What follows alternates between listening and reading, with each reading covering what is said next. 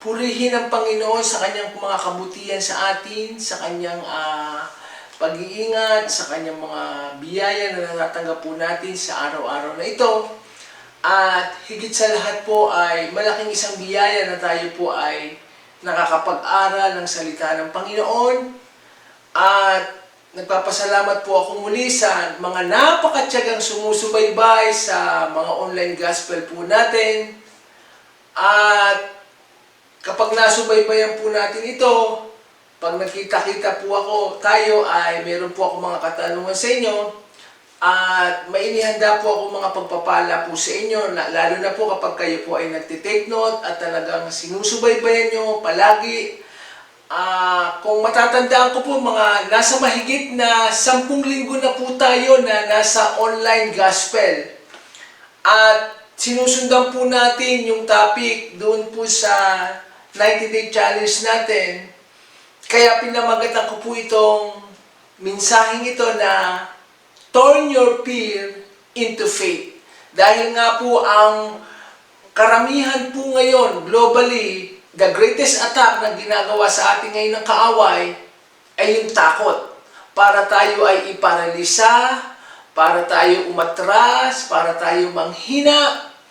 Nawa ang salita po ng Diyos ay magsilbing kalakasan at kaunawaan sa ating pong mga kaisipan at ito ay magkaroon ng nourishment, ng paglago sa ating pananampalataya at mas lalo po tayong mapalapit sa Panginoon dahil ako rin po ay may mga katanungan at nagtataka rin po ako bakit napakatagal na po yung tayo ay hindi nagkakasama sa church at parang merong setbacks.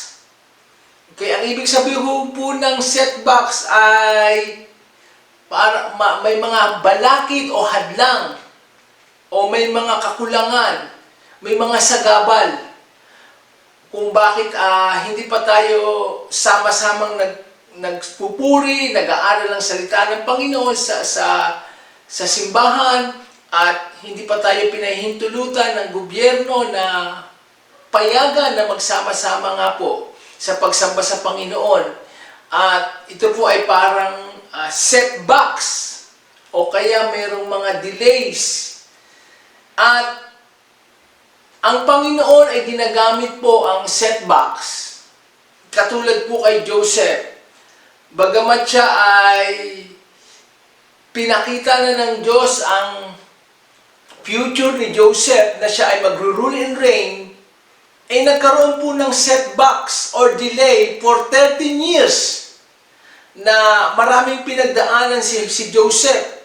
Siya ay naging isang alipin, siya ay nakulong, bagamat siya ay wala namang kasalanan, siya ay tinakwil ng mga kapatid niya, at siya ay nag-iisa lang sa isang lugar na wala siyang masyadong kilala.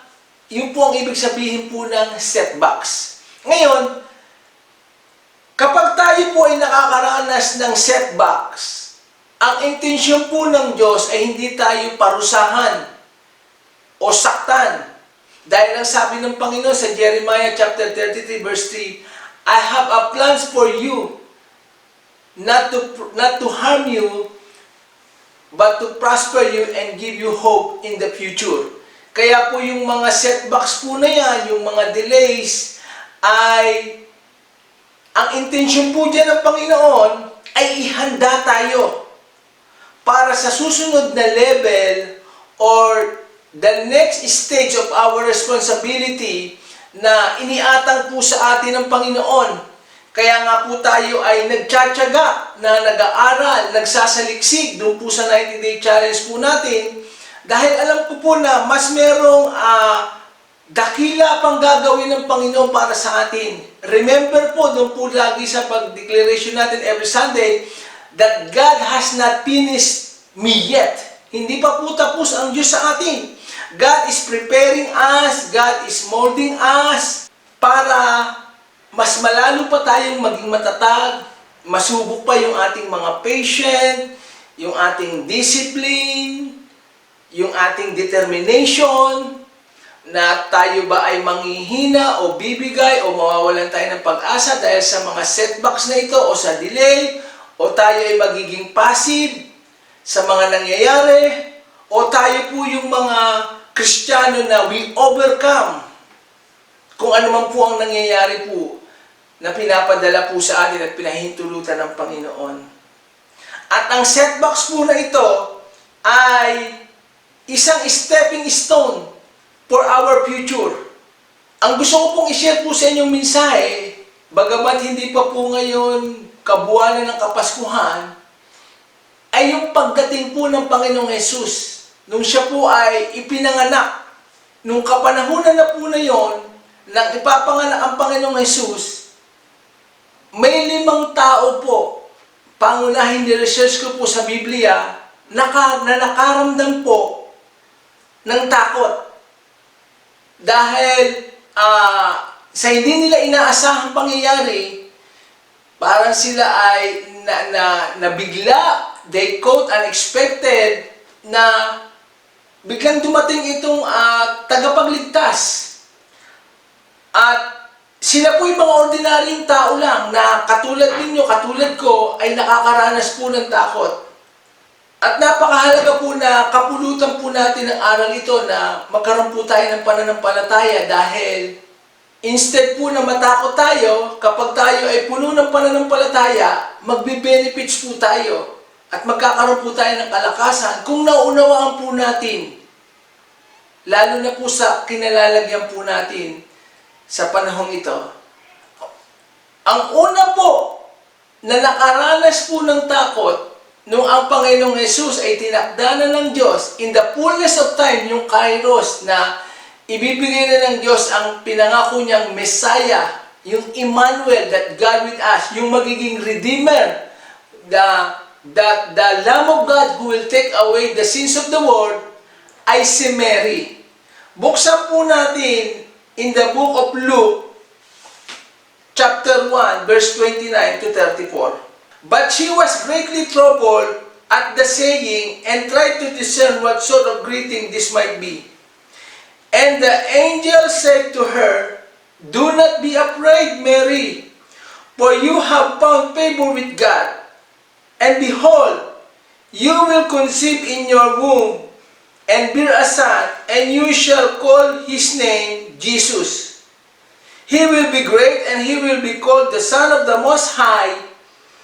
And the Lord will give to him the throne of his father David, and he will reign over the house of Jacob forever. Of his kingdom there will be no end.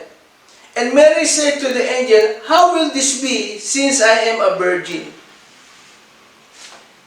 Alam po natin ng kwento na si Mary ay meron na pong kasintahan si Joseph, at sila ay malapit-lapit na rin ikasal, at napagplanuhan na po ito. At biglang kaginsa-ginsa ay sila ay gagamitin ng Panginoon, siya ay kakasangkapanin upang ipagdalang tao, ipagbuntis ang Panginoong Hesus. Kaya, sino po ba naman ang hindi matatakot na maaring isang gabi mayroong nagpakita kay Mary na isang napakatangkad na anghel at nagliliwanag at dala-dala nga ang mensaheng ito. At alam ng anghel na si Mary ay matatakot. Kaya yung po kaagad ang nasabi, nabanggit ng anghel, Do not be afraid. Si Mary po ay nakaranas ng fear of inadequacy. Ibig sabihin po sa Tagalog, inadequacy ay yung kakulangan o hindi kasapatan o wala siyang kakayahan. Dahil sabi niya, paano mangyayari ito? Na ako ay magbubuntis, magdadalang tao sa isang tagapagligtas, samantalang ako ay isang birhen. Paano ito mangyayari? Ngunit ang sabi ng anghel, ito sa pamamagitan ng kapangyarihan ng Espiritu Santo na ikaw ay lililiman. Isang kapangyarihan na galing sa itaas. Kaya yun po ang takot ni Mary. Idagdag pa po natin na maaring ang kinakatakutan ni Mary ay paano yung relasyon nila ni Joseph.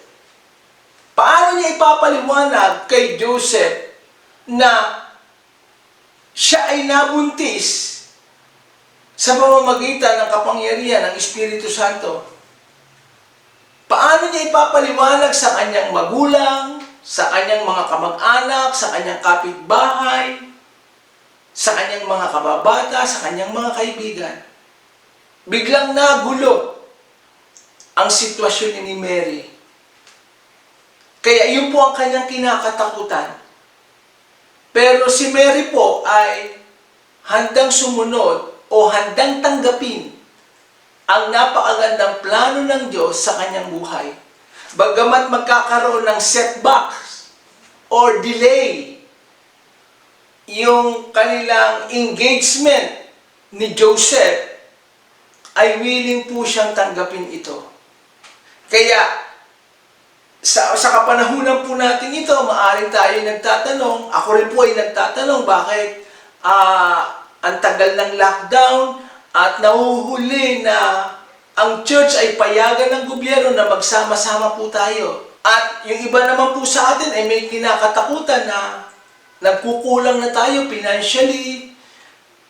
Paano pa yung mga pagkukunan ko, yung mga pangangailangan ko, ano yung source of income ko? Pero may maganda pong layunin ng Panginoon. Hindi po tayo pababayaan ng Diyos. Ayan po ang pangako ng Panginoon. I will never leave you nor forsake you. Alam ng Diyos ang kanyang gagawin. Ang kinakailangan lang nga po natin ay magtiwala tayo kung paano yung gagawin. Katulad po ni Mary.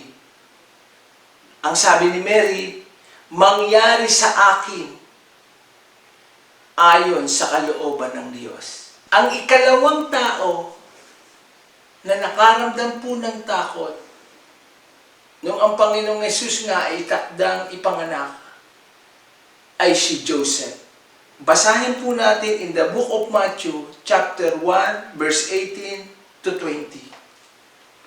Now the birth of Jesus Christ took place in this way. When his mother Mary had been betrothed to Joseph, before they came together, she was found to be with child from the Holy Spirit. And her husband Joseph, being just a man and unwilling to put her to shame, resolved to divorce her quietly.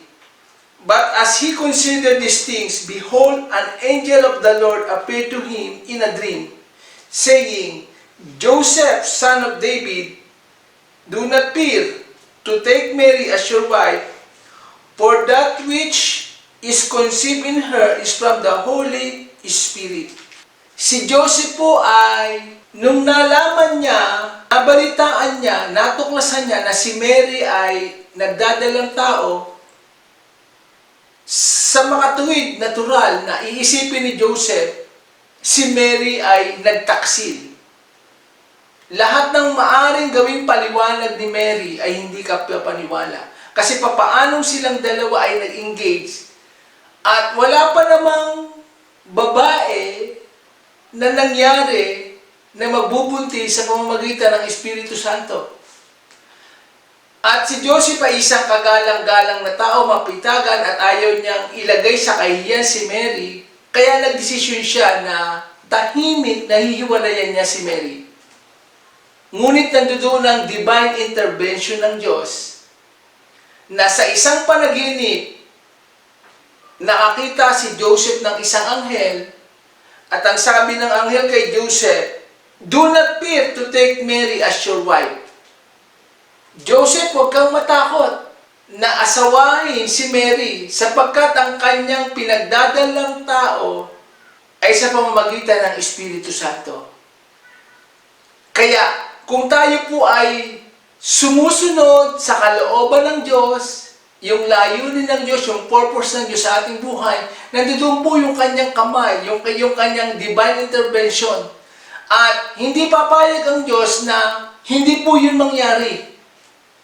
Na kahit merong mga setbacks, maaring madidelay ng mga ilang buwan, mga ilang taon, yung pagsasama ni Mary at saka ni Joseph ay may napakaganda na namang plano. Yung konti nilang panahon ng pagsasakripisyo, yung pagtitiis, yung kanilang pagtitiwala sa Panginoon, ay ang kapalit naman po nito ay para sa kaligtasan ng buong mundo.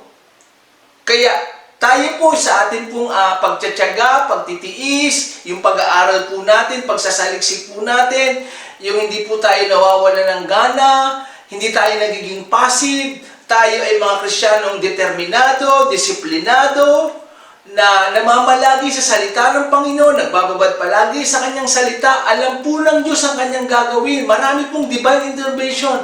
Mga kapatid, hindi po tayo magkukulang. Ang daming kapamaraanan ng Panginoon para i-provide po ang ating mga pangailangan.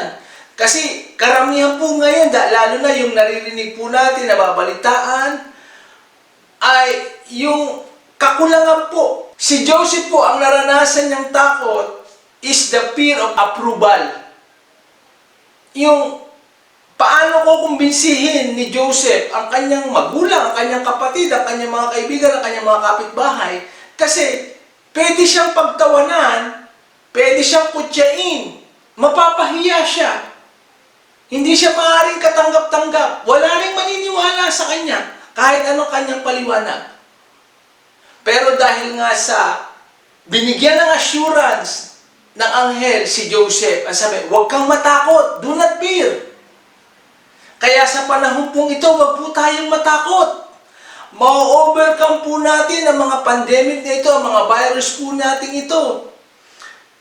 At sa likuran po nito, pag na-overcome po natin ito, may napakalaking plano ang Panginoon sa atin.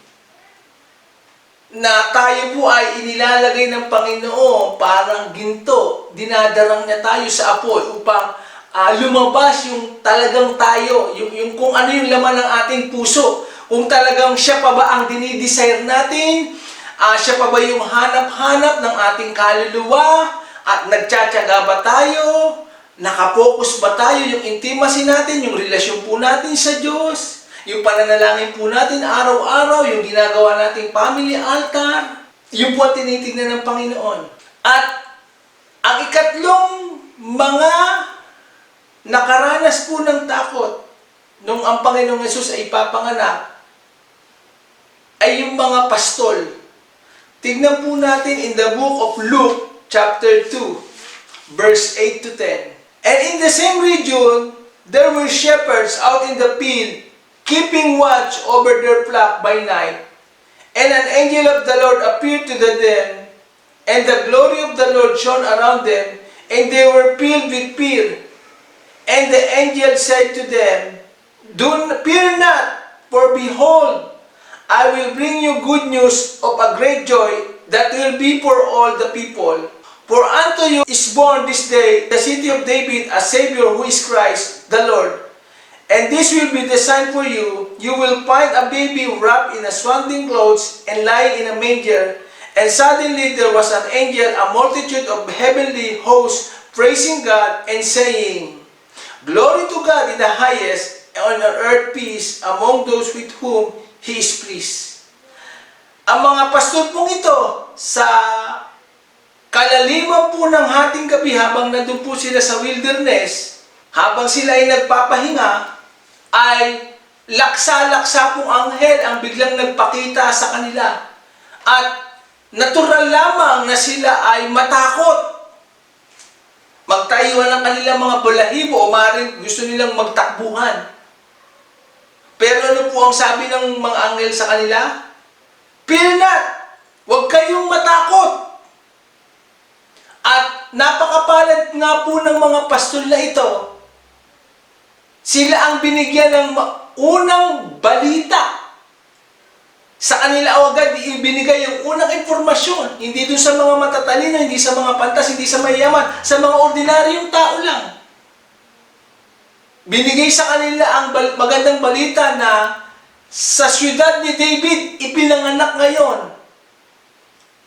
ang tagapagligtas, at nandoon siya sa manger. Kaya ang mga shepherd na ito, nakaranas po sila the fear of unexpected change. Yung takot na sila ay nagkakaroon ng pagbabago. Di po ba sa panahon natin ngayon, biglang nagkaroon po ng pagbabago? Ang mga tao lagi na kailangan ngayong nakapag-face mask. Kailangan laging may social distancing. Kailangan lagi tayo mag-iingat. Lagi tayo maghuhugas ng kamay. May lockdown. Yung mga iba hindi makapunta sa napakalayo. Kailangan pang kumuha ng mga travel pass. Kaya, kailangan lagi po tayong handa sa mga pagbabago. Kasi madidisappoint tayo kapag ayaw po natin tanggapin yung mga pagbabago. Kailangan po tayo ay flexible. Ano mang pagbabago ang nangyayari sa ating paligid, ay pwede po tayong mag-adjust. Katulad po ng ginagawa nating online gospel na nag-a-adjust po tayo. Kahit hindi po tayo sama-sama, nagkikita mga kapatid, ay ang puso ko po ay nagagalak. Kasi lagi ko pong tinitignan po kung sino-sino yung mga nanonood, inaalam ko po yan. At salamat po sa mga napakatapat na nakikinig at nanonood at nagtitake down po. Ulitin ko po mga kapatid, mula po sa simula ng online gospel natin hanggang sa magkita-kita po tayo. Kapag na-take down niyo po lahat ng mga message, may blessing po kayo sa akin, tatanungin ko po kayo, at kapag nasagot nyo po ang mga tanong, ay may nainilaan po ako sa inyong mga blessing mga kapatid. Yan po ay dahil sa kagalakan ko na pagpapakita na kayo po ay nananatili sa Panginoon. Amen? Ang ikaapat po na nakaramdam po ng takot ay si King Herod. Babasahin ko po in the book of Matthew chapter 2, verse 1 to 3. Now, after Jesus was born in Bethlehem of Judea, in the days of Herod the king, behold, wise men from the east came to Jerusalem, saying, Where he who has been born, King of the Jews, for we saw his star when it rose, and have come to worship him. When Herod the king of heard this, he was troubled, and all Jerusalem with him. And assembling all the chief priests and scribes of the people, he inquired of them where the Christ was to be born. Ang takot po na nakaharap ni King Herod ay kakaiba po. Kasi ang takot niya po ay, dahil siya po ay greedy, siya po ay makasarili, he is a full of pride, at ayaw niyang mapatalsik o may aangkin ng kanyang trono bilang hari. Ang kinatakutan niya po is losing control. Dahil ang akala niya, ang darating na tagapagligtas ay maghahari dito po sa mundong ito. Kaya na-threaten po si Haring Herodes. Kaya nung kaagad nalaman niya na ipinanganak ang tagapagligtas, gusto niyang malaman. Hindi dahil gusto niyang sambahin ang bata, ang sanggol ng Panginoong Hesus, kung hindi para maipapatay niya. At para masigurado na makontrol ni King Herod ang kanyang posisyon, ang kanyang trono, inutos niya na 2 taon pababa, lahat ng sanggol ay pinapatay po ni Haring Herodes. Dahil siya po ay isang greedy, makasarili, hindi makalangit ang kanyang takot, ang iniisip niya ang kanyang sarili, ang kanyang trono, ang kanyang posisyon. Kakaiba po ang takot ni Herod. Ang panghuli po na nakaranas ng takot nung ang Panginoong Hesus ay pinanganak ay si Zechariah. Babasahin po natin sa Luke chapter 1, verse 11 to 13. And there appeared to him an angel of the Lord standing on the right side of the altar of incense, and Zechariah was troubled when he saw him, and fear fell upon him. But the angel said to him, Do not be afraid, Zechariah, for your prayer has been heard, and your wife Elizabeth will bear you a son, and you shall call him name John. And you will have joy, gladness, and many will rejoice at his birth. Si Zechariah po ay isa po siyang saserdote. Matagal na po siya na tapat na naglilingkod sa Panginoon kasama ang kanyang asawang si Elizabeth. At sila ay umaasa, nananalangin na magkaroon ng anak. At imposible na nga po na magkaroon dahil napakatanda na po ni Elizabeth. Pero may plano at layunin rin ang Diyos sa buhay nila na pinatanda muna ng Panginoon si Elizabeth dahil yung timing na si John the Baptist ay may papanganak dahil siya ang maghahanda ng daraanan ng Panginoon. Si John the Baptist ang sumisigaw na ang kasunod sa akin ay mas dakila. At ako'y hindi karapat-dapat kahit magkalag ng kanyang sandalyas. Siya yung kordero ng Diyos na mag-aalis ng kasalanan ng sanlibutan. At kailangan maihanda po yun. Kaya, si Zechariah po ay nakaranas the fear of being disappointed. Yung takot, kasi nga baka paasahin lang ako na magkakaanak pa ba ako? Nadidisappoint siya. At marami rin po sa ating maaring nagtatanong tayo, papaano na yung mga pangarap ko? Ngayong lockdown, ngayong hindi ko pa magawa yung gusto kong gawin. Yung mga pangarap nating hinihintay na magkaroon tayo ng breakthrough, yung momentum po natin, ay yun po ang isang kadalasan na tayo po ay nadidisappoint. Na yung inaasahan natin, yung ini-expect natin, ay salungat sa nangyayari sa ating paligid. At nakaka-disappoint po yun at nakakapanghina po yun. Ngunit ang sabi na anghel kay Zechariah, do not be afraid. Huwag kang matakot. Ang asawa mong si Elizabeth ay magdadalang tao. Kaya, paulit-ulit po, sa 90-day challenge po natin, how to overcome the fear, paulit-ulit sinabi ng Panginoon, huwag daw po tayong matakot. Dahil sa panahon natin ito, hindi po talaga maiwasan na mayan-maya matakot po tayo. Dahil sa mga nangyayari sa ating paligid, sa nababalitaan po natin. Ngayon, paano po natin ma-overcome mga practical suggestion kung paano po natin mo-overcome yung takot sa ating buhay. At base sa natutunan po natin sa mga tao po na dinalaw ng anghel, sila Mary, si Joseph, yung mga pastol at saka yung si Zachariah, ano po yung matututunan natin sa kanila para ma-overcome po natin yung mga takot? Number 1, we must surrender our life to God every day. Kailangan handa po tayong isuko o tanggapin totally, completely ang ating buhay sa Panginoon. Na nandoon yung kalakip na pagtitiwala natin na God knows the future. God is doing His best. Kahit may mga setbacks, may mga difficulties, may mga delays, may mga dead end na hindi po natin makita. Kung magtitiwala tayo sa Panginoon at isusuko po natin ang ating buhay sa Panginoon.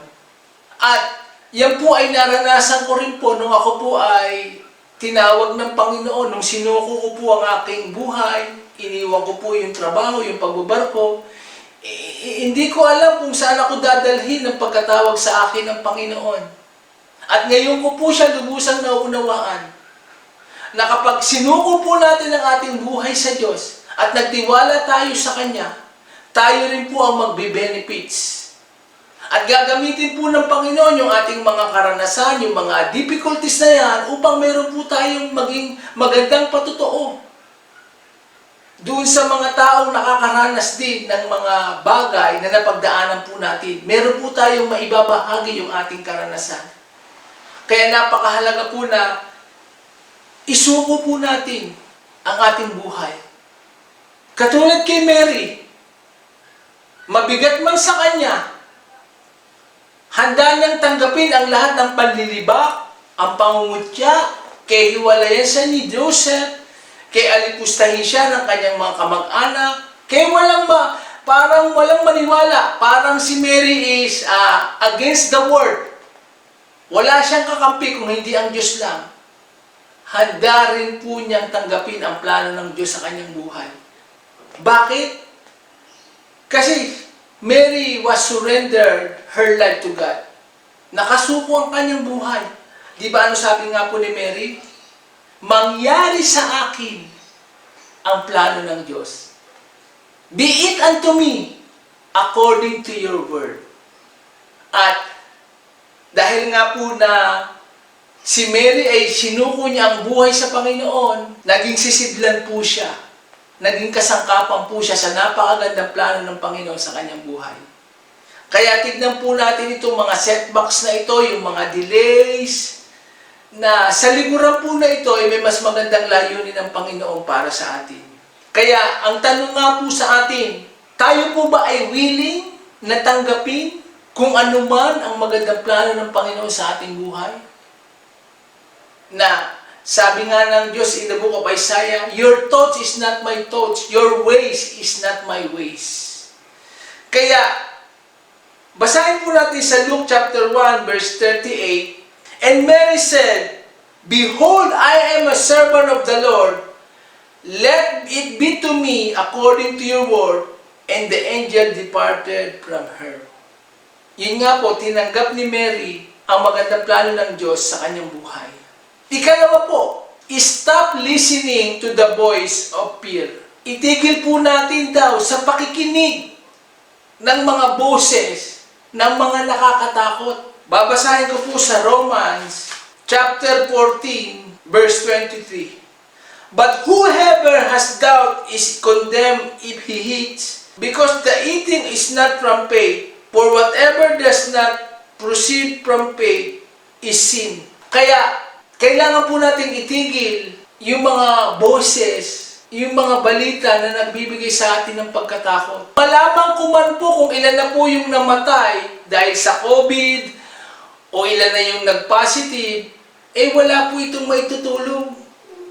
Ang mahalaga po ang minimeditate po natin ang salita, ang pangako ng Panginoon.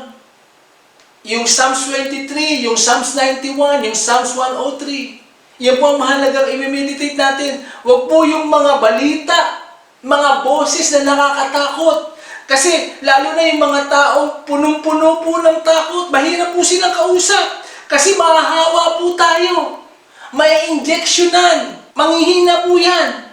Ang napakaganda pong kausap palagi ay mga taong punong-puno ng pananampalataya, punong-puno ng pag-asa, punong-puno ng direksyon, para po tayo magkaroon ng kalakasan. Kailangan po nating gutumin ang ating sarili sa mga balita o napakikinggan na nagbibigay sa atin ng takot at pakainin natin. Palakasin natin ang pananampalataya sa pamamagitan ng pakikinig ng salita ng Panginoon. Dahil sabi sa Roma chapter 10 verse 17, faith comes by hearing and hearing the word of God. Ang pananampalataya ay nagsisimula sa pakikinig at pakikinig ng salita ng Diyos. At hindi na tayo mabubuhay sa pagkain lamang kung hindi sa bawat salita na nanggagaling mula sa bibig ng Diyos. Kaya napakahalaga po para mag-increase yung ating pananampalataya ay makinig tayo ng mga positive messages. Kausapin ng mga tao mga positive, hindi yung mga negative na tao na punong-puno ng takot. Kasi po yan po ay contagious, nakakahawa. Yan po ay mga toxic. Iwasan po natin ang mga boses na nagdadala sa atin ng takot. Ikatlo po, punuin natin ang ating espiritu. Lagi po tayong makinig ng mga pagpupuri o pagsasamba sa Panginoon. Basahin ko po in the book of Luke, chapter 1, verse 46. And Mary said, my soul magnifies the Lord, and my spirit rejoices in my God and my Savior.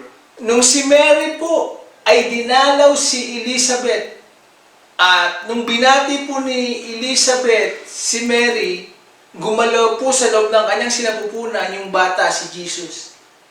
At At si Mary po ay napalakas dahil kinumpirm ni Mary. Dahil si Elizabeth po ay nakaranas din po ng isang himala na siya isang napakatanda ng babae ay nagdalang tao pa. Yun nga po ay si John the Baptist. Kaya, bunga nito, ang naging resulta nito, si Mary ay nagpuri sa Panginoon.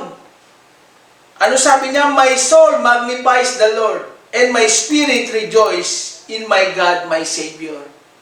Kaya, napakahalaga po na lagi po natin pinakikinggan yung magagandang awitin po. Yung kanta pong Waymaker, Miracle Worker, Promise Keeper. Yan po pinakakaganda. Nakakapagpalakas po sa ating espiritu yan. Punuin po natin ang pagpupuri at pananamba. Punuin po natin ang presensya ng Panginoon ng ating bahay, ang ating pong sarili, sa pamamagitan ng pagpupuri, pagsasamba at pasasalamat sa Panginoon. At panghuli, mga kapatid, na natutunan natin sa mga taong ito, na sinabihan ng anghel na huwag matakot, ibase natin ang ating pag-asa doon sa mga pangako ng Panginoon. Base your hope on the promises of God. Luke chapter 1 verse 45. And blessed is she who believed that there will be a fulfillment of what was spoken from her, from the Lord. Kaya, ang salita po ng Diyos ay punong-puno ng pag-asa, ang mga pangako ng Panginoon. Kaya sa bawat araw po, para yung pagkatakot po natin ay maging isang pananampalataya, kailangan napipid po ang ating espiritu, ang ating kaisipan ng mga pangako ng Panginoon. At napakarami po yan. Throughout the Bible, mahigit 8,000 po ang mga pangako ng Panginoon para sa atin. At kapag yan po yung minimeditate natin, inaalala po natin, kusa pong mawawala yung mga takot sa ating puso't isipan. Nawa ay naging pagpapala po ang mensaheng ito, na pag ito po ay praktikal na pinamuhay po natin, yung pagkatakot po natin ay mapapawi at lalakas po at lalago tayo sa pananampalataya. Tayo ay manalangin. Dakilang Diyos, you are the God of faith, the God of love. Ikaw ang pinagmumulan lahat ng mabubuting bagay. Salamat po sa napakayamang salita mo na nagbibigay sa amin ng kalakasan ng pag-asa. Lord, hindi man po namin maunawaan ang aming po mga pinagdadaanan. Kami po ay lubusang nagtitiwala na meron ka pang dakilang layunin. Kung meron pang mga setbacks, delay, may mga sagabal, may mga dead-end kami nakikita, sa'yo po kami pangahawakan ang mga pangako mo.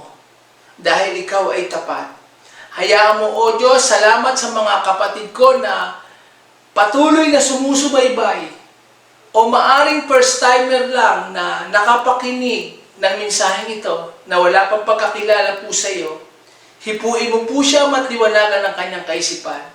Lord, I declare and decree na yung faith ay mag-i-increase as we keep obeying you and we surrender our life unto you, O God. Maghari ka sa aming buhay. Sa iyo po ang lahat ng papurit pasalamat sa pangalan ni Jesus, our Savior and Redeemer. Amen.